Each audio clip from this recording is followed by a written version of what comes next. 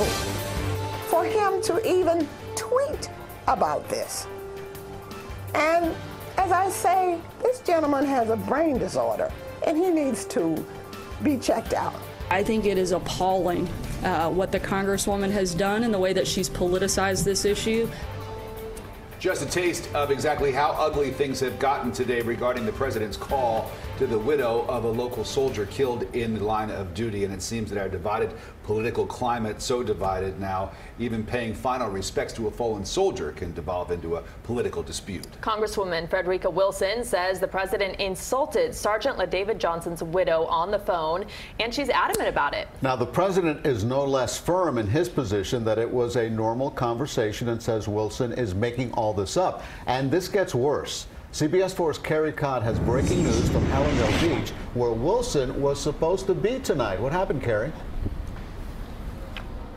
That's right, Elliot. We were here to cover an event that she was going to be speaking at in Gulfstream Park, and that's when we learned that during the day today, multiple threatening phone calls directed at Congresswoman Wilson came into her D.C. office. I'm told by her office, by her staff, that the calls were directly related to this brouhaha over the phone call from the president to the wife of Army Sergeant LaDavid Johnson. Now, the Congresswoman's staff told me they have alerted the Capitol Police, the Miami Gardens Police, as well as the Threat Division of the U.S. House of Representatives. I'm told that she is safe and that she's being protected at this point.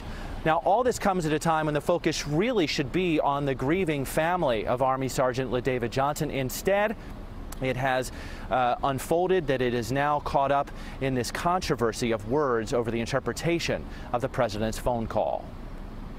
A little more than an hour before Maisha Johnson wept over her husband LaDavid's casket Tuesday afternoon, she took a phone call from President Trump, who called to offer his condolences to the grieving widow.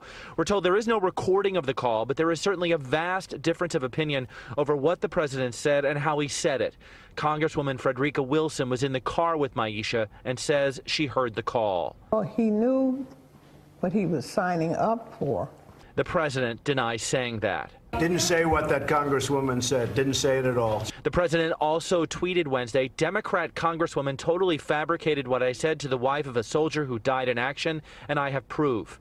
At a White House press briefing Wednesday, spokesperson Sarah Huckabee Sanders said the proof is that several administration officials heard the call. The president was completely respectful, very sympathetic, and expressed the condolences of himself and the rest of the country. But the aunt of LaDavid Johnson, who raised him after his mother died when he was a boy, told the Washington Post that she heard the call. She said President Trump did disrespect my son and my daughter, and also me and my husband.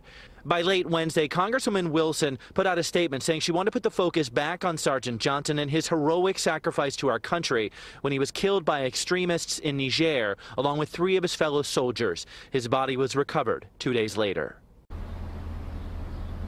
The Congresswoman put out a statement today. It's clear she wants to try to move beyond this. Her statement read in part, rather than engage in a petty war of words with Mr. Trump, it is so much more important to embrace and support the families and honor these fallen heroes.